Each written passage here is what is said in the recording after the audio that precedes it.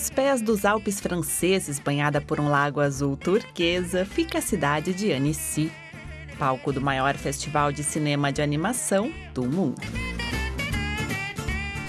Bem-vindos ao Camarote 21 e ao Festival de Annecy, que este ano tem o Brasil como país homenageado.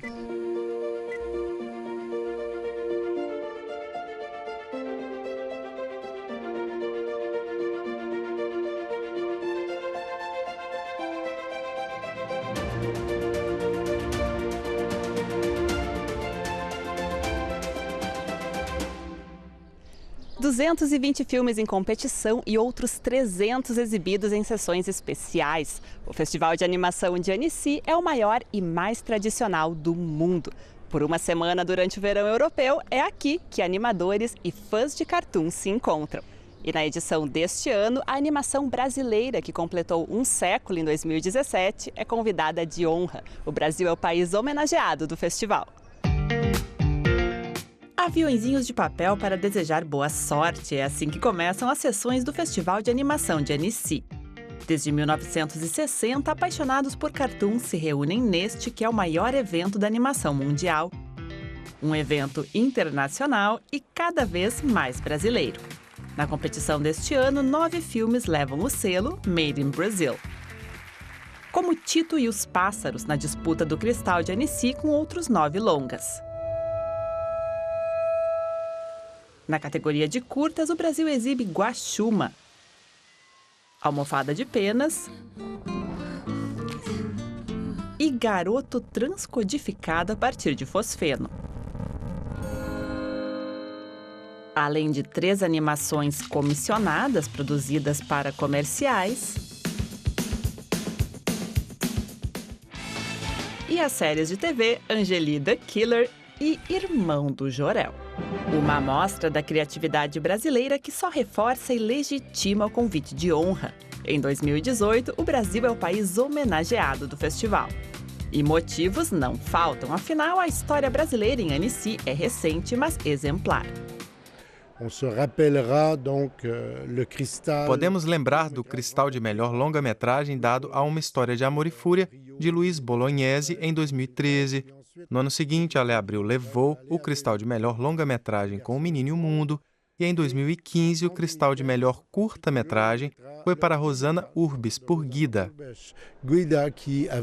Isso faz do Brasil um dos países que mais se destacou na premiação de Annecy ao longo dos últimos anos. Soma-se a isso o centenário da animação brasileira e Annecy vira uma festa verde e amarela. Na sala de cinema ou ao ar livre, em sessões de autógrafo e making-off. A programação do evento celebra nomes e filmes que marcaram a trajetória da animação brasileira, especialmente depois do sucesso que fizeram por aqui. É o caso de Uma História de Amor e Fúria, de Luiz Bolognese. Ganhar o Festival de Annecy, na verdade, assim, ele muda a vida de um filme, na verdade muda a vida de um diretor e, no caso da gente, mudou um pouco a vida da indústria da animação brasileira. Quando o História de Amor e Fúria ganhou o festival aqui em Annecy em 2013, foi uma surpresa absoluta para nós também. Nós nunca tínhamos estado com um filme brasileiro na competição. O festival já tinha quase 60 anos e jamais tinha tido um longa brasileiro na competição. Daí a gente entra e ganha. Aí no ano seguinte vem o Alé Abreu e ganha de novo. Aí isso sinalizou que existia vida criativa na animação brasileira. E essa vida criativa chamou a atenção mundial. Após vencer em Annecy, O Menino e o Mundo, de Alé Abreu, chegou à disputa do Oscar. Em 2018, o diretor volta ao festival francês, desta vez como jurado. Eu acho que é tudo isso que está acontecendo com o Brasil, com a animação brasileira, com o cinema brasileiro, é um resultado de muito trabalho, né? Um trabalho de colegas meus, das associações, dos festivais do Animamundi, das vitrines que nós criamos, dos filmes que nós criamos para as vitrines, da conquista de um imaginário brasileiro de animação. É uma história, né, que a gente está construindo. Uma história centenária e inspiradora, com exposição mundial.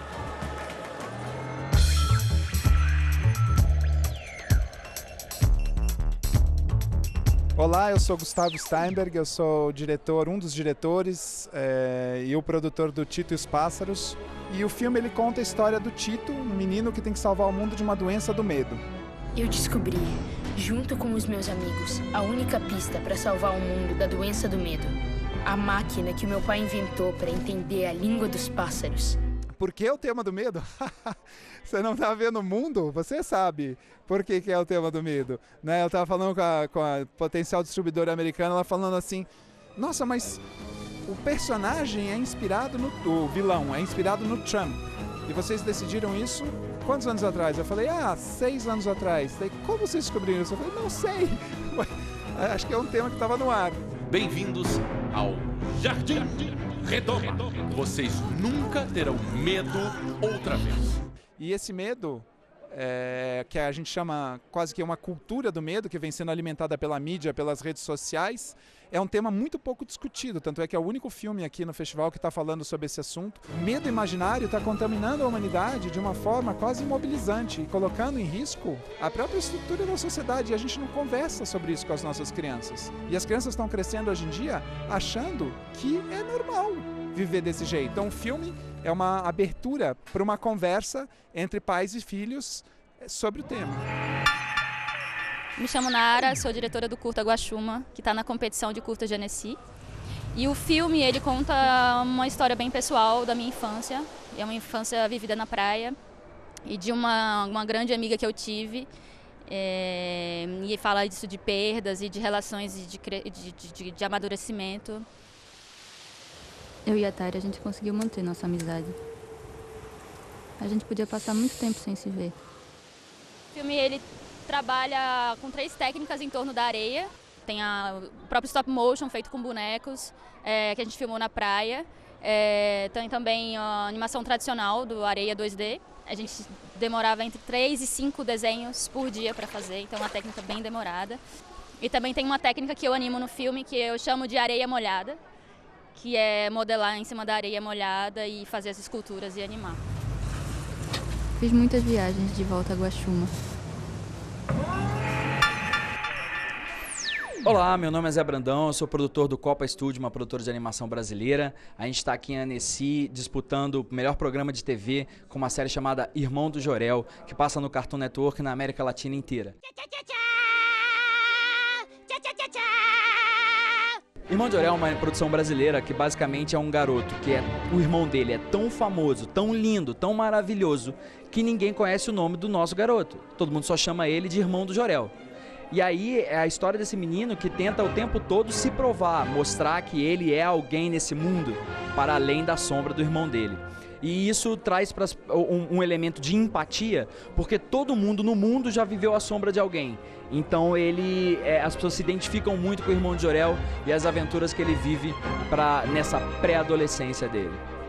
O Juliano Henrico, que é o criador do Irmão do Jor-El, ele costuma dizer que o Brasil é o Irmão do Jor-El do mundo. Né, que a gente tem um super potencial, a gente é super interessante, mas às vezes a gente fica meio à sombra de outros lugares. E então acho que o Brasil se identifica com o Irmão de Jor-El, o Irmão de Jor-El se identifica com o Brasil. Por exemplo, quando eu via desenhos do Super-Homem, eu ficava procurando pela minha cidade onde estava a cabine telefônica, onde o Super-Homem trocava de roupa. No Irmão do Jor-El não tem cabine telefônica, tem orelhão. Então são esses pequenos detalhes que mostram que é uma série brasileira.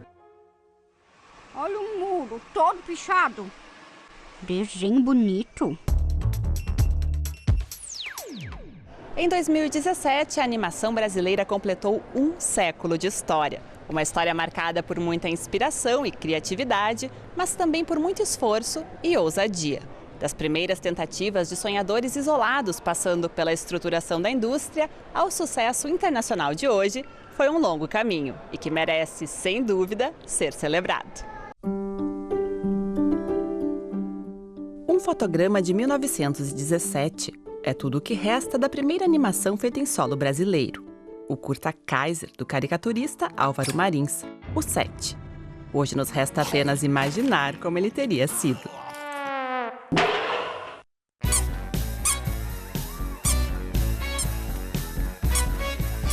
O que não impediu que outros pioneiros se aventurassem na linguagem da animação.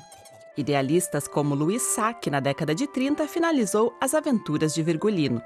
Um personagem com muito jeitinho brasileiro, mas ainda sem sucesso comercial.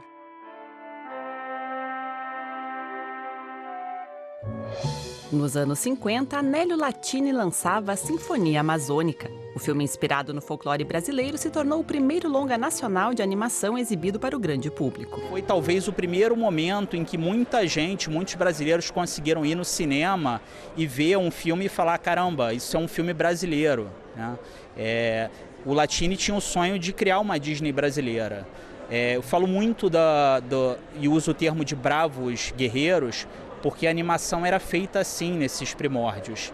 A animação era feita de uma forma individual, era uma pessoa só obstinada que queria fazer animação. A situação se modifica com a entrada da publicidade na televisão brasileira.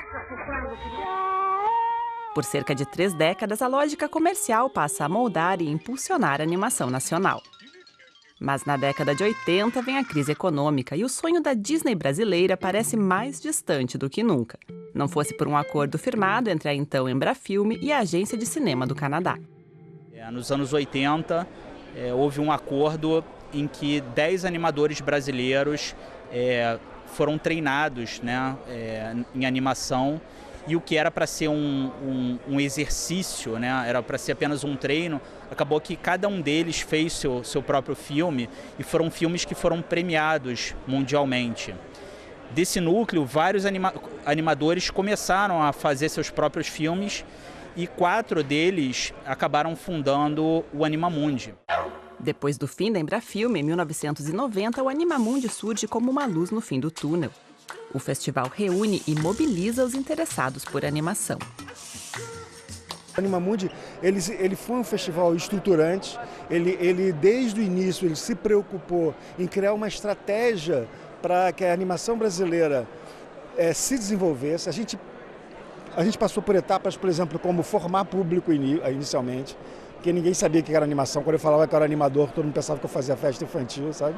A gente formou uma demanda por animação. Outra coisa importantíssima que aconteceu no caso brasileiro foi que a gente chamou para discutir a animação brasileira vários atores, todos os atores. O Ministério da Cultura, os bancos de incentivo, todos os órgãos de fomento. E a gente foi ouvido, isso foi muito legal. Pouco a pouco, a classe animadora se estrutura. Em 2013 é criada a Associação Brasileira de Cinema de Animação e o resultado é uma produção cada vez mais ampla e autoral. Quando começaram a ser feitas as séries para a TV, nós pensamos assim, poxa, será que aqui vai ficar como a Coreia ou como a Índia, que produz muita terceirização de animação, ou seja, pega a produção dos Estados Unidos, da Europa e leva para finalizar lá, porque a mão de obra é bem mais barata. Então, acho que o Brasil também poderia prestar esse tipo de serviço, mas optou por fazer sua própria produção.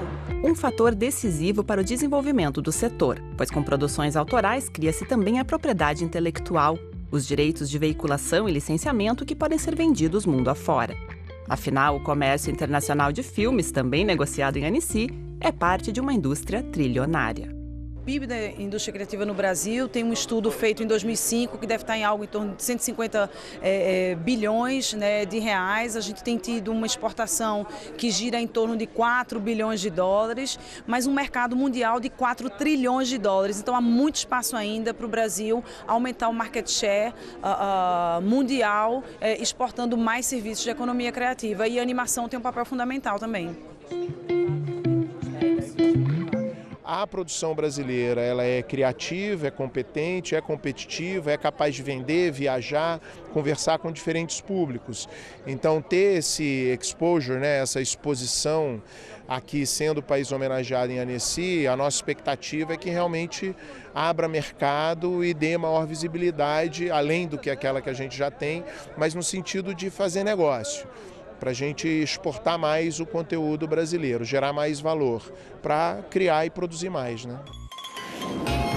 Produzindo mais, o antigo sonho de bravos guerreiros se transforma em economia criativa de relevância global.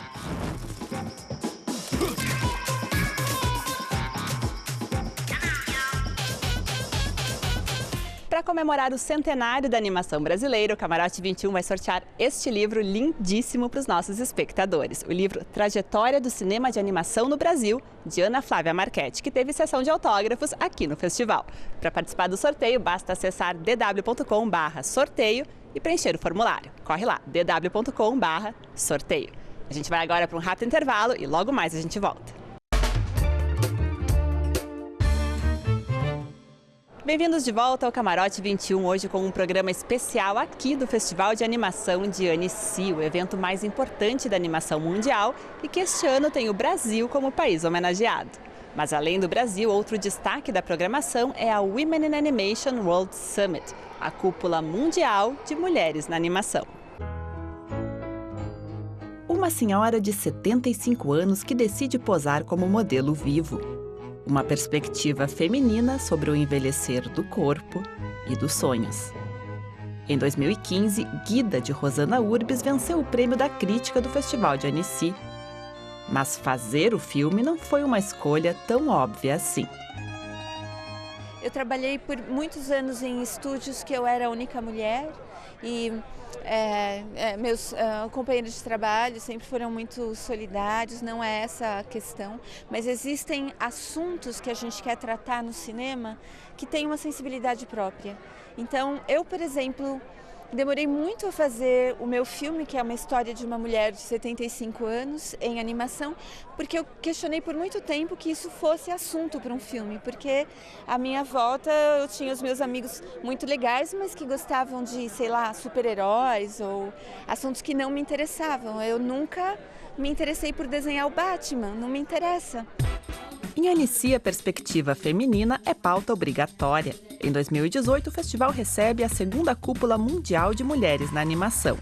Realizado pelas associações Women in Animation e Les Femmes s'Animent, o evento reúne animadoras e executivas da indústria para discutir o tema inclusão. Eu tenho visto uma grande mudança nos últimos 5, 10 anos. Vi um aumento real na quantidade de mulheres indo da faculdade para o mercado de filmes de animação. Nós somos muito fortes na parte de produção e é nossa responsabilidade como líderes garantir que isso continue, mas também incentivar que haja cada vez mais mulheres na parte de criação, contando as próprias histórias. Eu acho que uma das razões pelas quais isso ainda não acontece é que nos falta confiança. Fomos programadas por séculos pela perspectiva masculina. Tem uma expressão que é síndrome do impostor. Nós sofremos um pouco dessa síndrome. Não achamos que as nossas histórias façam parte desse mundo, mas elas fazem.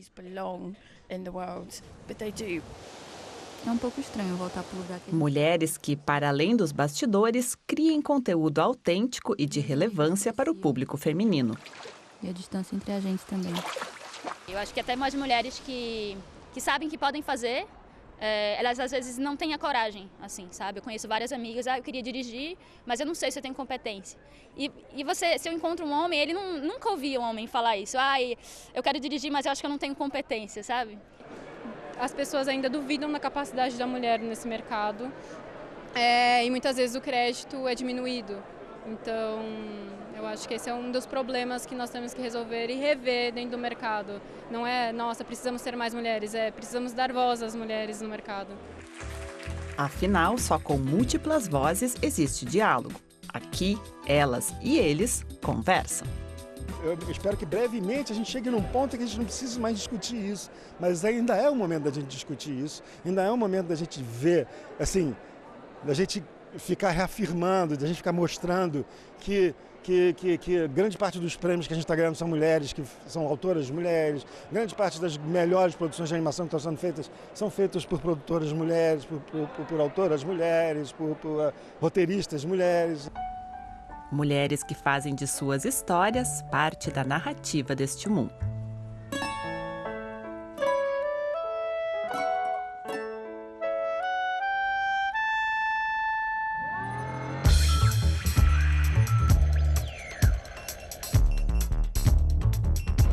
Oi galera, meu nome é Joseph Specker-Nis, sou diretor do curta-metragem Almofada de Penas e é um curta-metragem de animação stop motion com bonecos e cenários reais.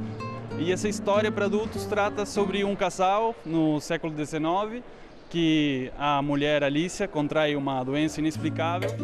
Já tentamos de tudo, mas não está reagindo às medicações. Esse filme aborda as alucinações da Alicia, que é uma personagem frágil, sonhadora, sensível e tímida, em contraste com o Jordão, que é um personagem machista, estereotipado. Ele realmente é muito frio com ela, ele trata ela de uma forma um tanto castradora, e a personagem, ao longo do filme, ela vai entrando nesse submundo das alucinações, e eu aproveito essas alucinações para contar, por meio de metáforas, tudo de ruim que está acontecendo nesse relacionamento. As técnicas que a gente utilizou são de puppets, então a gente animou frame a frame com movimentos e fotografias, e tudo isso aconteceu em 12 frames por segundo. A gente utilizou expressões 3D, a gente fez um trabalho de 200 expressões para poder fazer com que esse drama retrate de fato o que esses personagens estavam vivendo.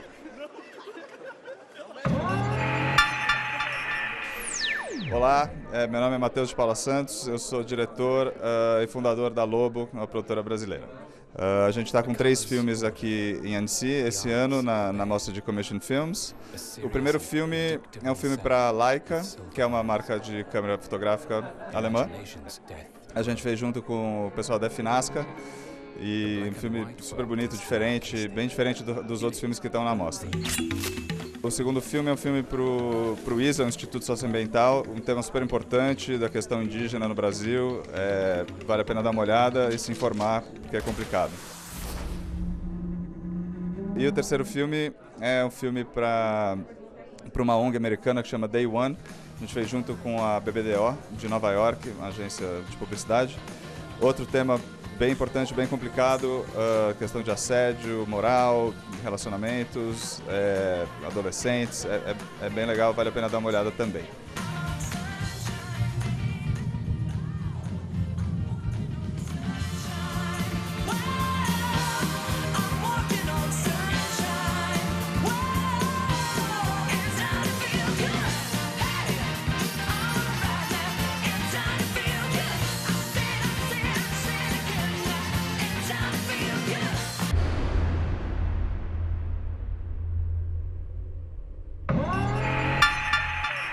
Olá, eu sou o César Cabral, da Koala Filmes. Eu estou aqui em Annecy com um episódio da série Angélie the Killer. Vocês são depravados?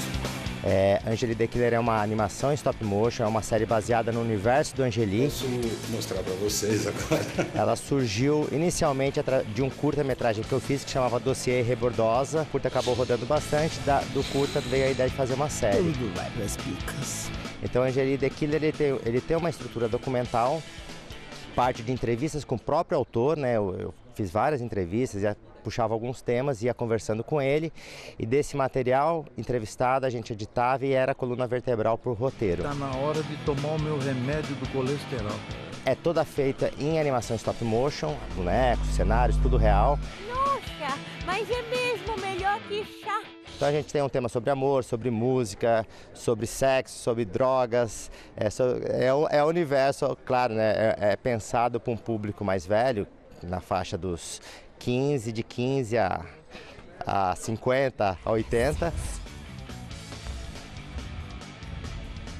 Que abundância. Tem uma coisa que é muito legal na obra do Angélie, é que ele cria personagens que são personagens universais, né? A gente tem a figura, tem o Bob Cuspe, que é um punk, a Rebordosa, uma boêmia, o Woodstock, são 2 hippies. Então são personagens que eu acho que circulam em todo lugar. Oi, eu sou o Rodrigo Faustini, eu estou aqui em Annecy. Eu estou com um filme na competição Off Limits. E o meu filme chama Garoto Transcodificado a partir de fosfeno.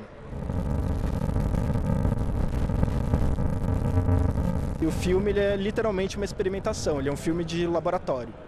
Eu criei ele em casa, sozinho, eu fiz o som, eu fiz a imagem. O som do filme é a própria imagem convertida em som, num processo que é um pouco maluco, mas que quem mexe com arte digital conhece como data bending. ele é completamente textura, ele é completamente algo sensorial. E é daí que veio a ideia do fosfeno, porque fosfeno é o que você vê quando você está com o olho fechado. São aquelas manchinhas, aqueles jogos de luz, e é quase como se você estivesse sentindo a luz tocar o seu corpo. Então o que você está vendo no filme, na verdade, são várias crianças andando com as mochilas delas, subindo uma escada para entrar na escola. Só que eu desmanchei toda essa imagem e você vê todas as cores borradas e só um menino que para e olha para a câmera, que é a única coisa que não está em movimento, que você consegue meio que distinguir, talvez, no filme.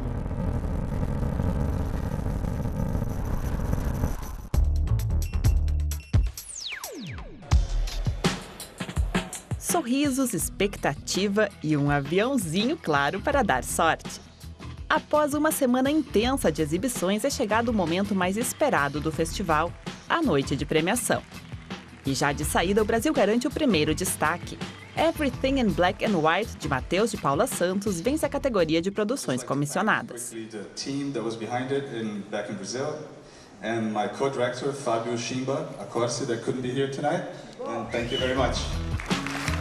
A composição quase exploratória de som e imagem cativou o júri. É uma forma de você fazer um comercial bem diferente, é um filme abstrato e forte. Você enxerga, né, o que eles falam, a luz, você quer aquela câmera, né? E é isso, o que é um comercial quer. Ele quer alcançar o público e a gente achou que foi unânime. Mais alguns anúncios e outra vitória brasileira. Garoto transcodificado a partir de fosfeno leva o troféu da categoria de curtas Off Limits. Minha primeira experiência num festival desse tamanho, num festival internacional, então é incrível. E ainda no ano que está tendo homenagem para o Brasil, o meu filme ser premiado foi uma experiência sem comparação. Eu fiquei muito contente que o troféu parece um pouquinho as imagens do filme. E num festival de animação, não surpreende que a cerimônia de premiação seja, literalmente, animada. Derrubando os limites entre tela e palco, são anunciados os grandes vencedores da noite. Bloestrat 11, de Nienke Deutz, recebe o cristal de curta-metragem. Na categoria de longas, The Breadwinner leva os prêmios do público e do júri. Com direção de Nora Tomei, o filme é uma adaptação do livro Parvana, uma infância no Afeganistão, de Deborah Ellis. No país em guerra, a menina de 11 anos se disfarça de menino e parte em busca do pai desaparecido. Uma temática recorrente. O cristal de melhor longa-metragem vai para outra trama de guerra e busca, Funan, de Denis Do.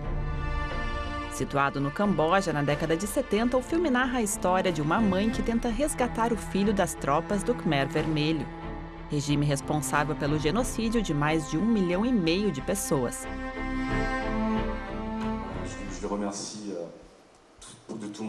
Emocionado, o diretor agradeceu à equipe de artistas europeus e cambojanos.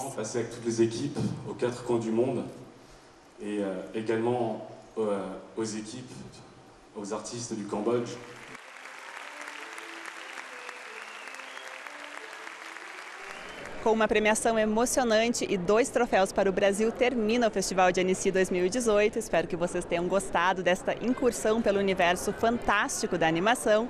Não esqueçam de acessar a nossa página dw.com/sorteio para concorrer ao livro sobre a trajetória da animação no Brasil. Na semana que vem a gente volta. Um abraço e até lá!